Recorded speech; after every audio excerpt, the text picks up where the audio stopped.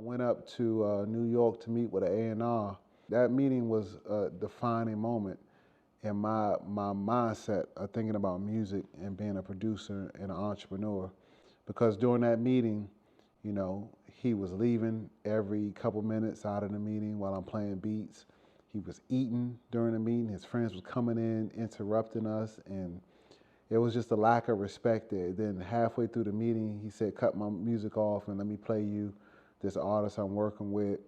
And the artist he was working with had production from Kanye West. He was like, yeah, that's Kanye West on the beat, right? And I was like, okay. And then he also mentioned, yeah, because, I managed Kanye West, and the light bulb went off. And I said, why am I up here, right? Why am I doing this? The A&R that worked for the label managed the producer, a producer. Yeah. Why he gonna get me some work? And that's how I knew that the world wasn't fair. That's that moment where you're like, all this is rigged. I'm in a game and I don't even know the game that I'm playing. I'm coming from DC. We're very entrepreneurial minded here in DC. We have a lot of ego, a lot of arrogance, and I thought I knew it, right? I thought I knew the game, but that wasn't my game. That was New York's game. That was the industry game, and I was out of place. You know what I mean? And that whole ride back, I said, I'm not doing this no more, And that's where I get the phrase create my own economy, because I was like, I'm not chasing placements. I'm going to find my own artists, create my own projects, create my own kind of ecosystem and economy in turn when it comes to music and comes to production and come to a studio and come to creating, because that game was already rigged. You're so connected to the music scene of what's going on here, have been for a while. Is that what kind of like helped you hunker down and just be like, what is around me is what's around me, so let me draw from that? Yeah, let me see what opportunities are, around me in my community. We already got some of the best musicians here, hands down, go-go, jazz. We got some of the best musicians. We got some of the best singers, voices, artists, creatives, and all the way down to the clothes that we used to wear back in the day. We had our own style, our own fashion, and we had our own stores, and people were buying from our own clothing stores, Hobo, Abstract, Madness. And I was just like, we have so much here, so much opportunity here, right? And then all those artists that I'm trying to get on their albums, they end up coming here anyway. Howard Homecoming, doing shows. Yeah.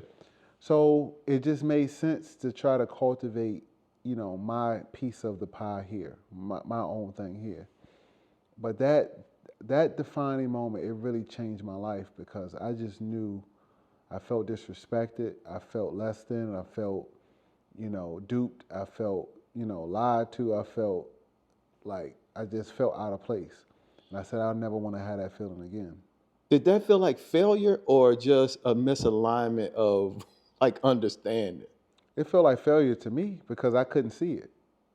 I felt like I failed myself because I couldn't see what the game really was. Because you missed it that big. Yeah, I thought the game was, you got a hot beat, you can get on. It ain't like that.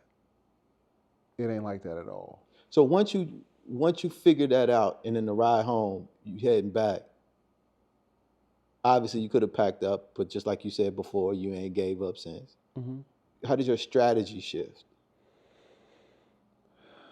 I started creating my own projects, right? I started creating what I saw in New York, like mixtapes. I started creating local mixtapes.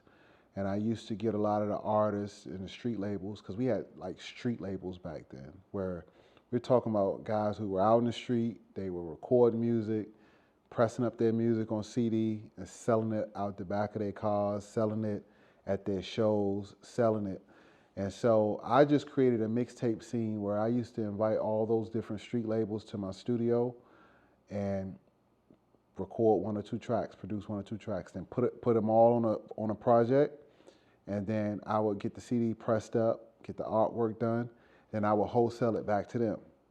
You see what I'm saying? So you would do all the back end work. Yeah, I would produce it, mix it, do the artwork, get the CDs pressed up, and then wholesale it to them for $2. And they would go out and sell it for $5, $10. I would put it in the mom and pop record stores, right?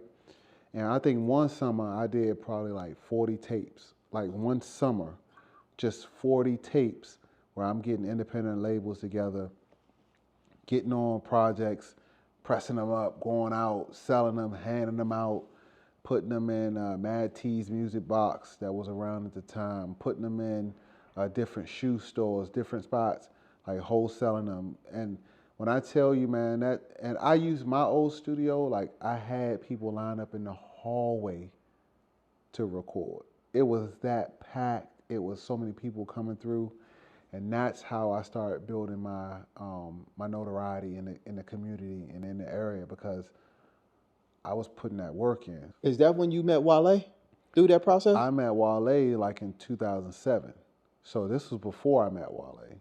Okay. So I was grinding and doing a lot of work before I met Wale.